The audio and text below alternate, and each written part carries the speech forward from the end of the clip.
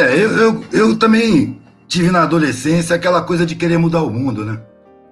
E assim eu fui tateando, tateando, até chegar na universidade. Aí eu vi vários grupos querendo mudar o mundo.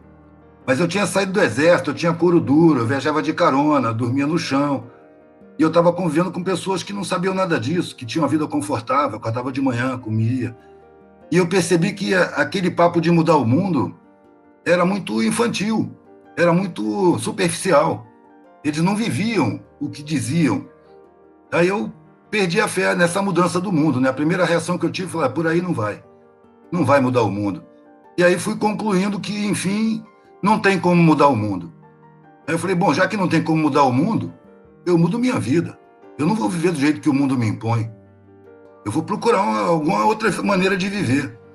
Eu não sabia o que eu ia encontrar, mas eu já tinha vivido numa classe média alta, já sabia o que era privilégio, já tinha recebido meus direitos constitucionais, porque meu pai tinha dinheiro para pagar por eles, né?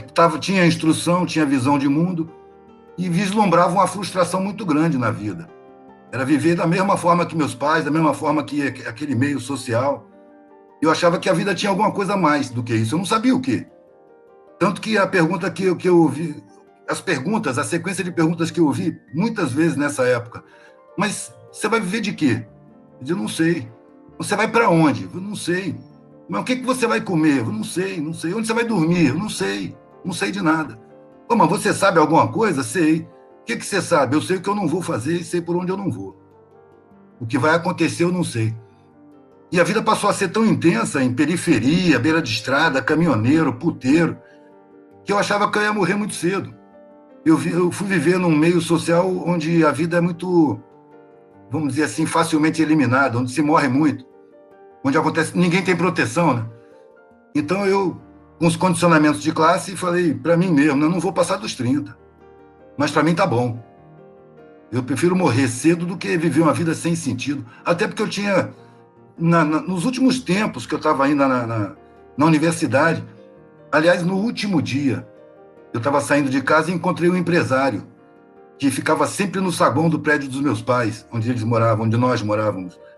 E ele morava numa mansão enorme, era viúvo, solitário, vivia com um monte de empregados, e vinha para o saguão do meu prédio, um prédio de classe média alta, que tinha um saguão enfeitado, com sofás, flores e tal, para encontrar gente, para matar a solidão. Ele não podia mais trabalhar, vinha com a enfermeira e ficava ali. E sempre tinha alguém conversando com ele. Nesse dia, que foi o último dia que eu tive na universidade, eu ia saindo para a universidade e ele me chamou e me mandou sentar, com uma intimidade que ele nunca teve, que eu não tinha com ele, só conhecia de cumprimentar. E eu estava muito angustiado, falando das minhas angústias com os mais velhos, que a faculdade não fazia sentido, que a vida não fazia sentido, que eu precisava achar algum sentido. E era motivo de preocupação para a família, então estava muito, muito angustiado com a angústia que eu estava causando. E aí ele me sentou ali e começou a falar. E falou o que eu precisava ouvir. Ele começou falando: olha, eu fiz na vida o que me diziam para fazer quando eu era novo. Eu estudei comércio exterior, vi os mais velhos, criei uma empresa, ainda na universidade me dediquei a ela. Bom, ele me falou durante bastante tempo. E no fim da conversa, ele falou: a sensação que eu tenho é que mentiram para mim lá no começo da minha vida. E agora que eu estou de cara para a morte, que eu sinto a porta da morte na minha frente, eu olhei para trás pela primeira vez e tudo tinha perdido sentido. Todos os meus valores não valem mais nada. Tudo o que eu queria agora era o afeto dos meus filhos e dos meus netos. Eles moram no exterior e o meu contato com eles é extremamente superficial, como foi o meu a vida inteira com eles. Do mesmo jeito que eu pagava profissionais de alta qualidade para formar eles e preparar para tomar conta da empresa que eu estava constituindo, que já estava grande, hoje eles pagam profissionais muito bem qualificados para cuidar de mim e da minha saúde até que eu morra. Então a distância é muito grande. As pessoas me veem como um empresário bem-sucedido, um vitorioso. E eu aqui dentro me sinto um fracassado. Cara, eu saí de perto dele, fui para a universidade e não fui para a sala de aula, fui para a secretaria. Me dá meus documentos, não quero mais estar aqui dentro, não. Vou pegar uma mochila e vou sair para a estrada. E foi o que eu fiz.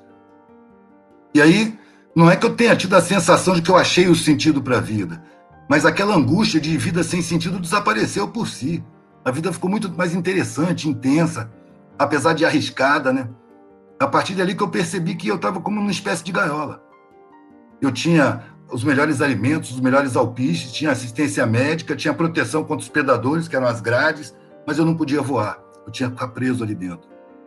E que para voar eu tinha que abrir a porta, sair, me arriscar com os predadores, buscar minha comida, desenterrar minha minhoca, achar minha fruta, ia estar por conta própria, sem segurança nenhuma.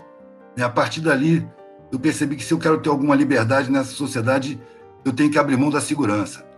Se eu estiver seguro, eu vou estar prisioneiro da segurança. E me arrisquei. Eu achei que ia morrer pelos 30. Mas passou os 30, passou os 40, passou os 50, fiz 60 no passado. Eu falei, caraca, minha pena é muito maior do que eu pensava, hein?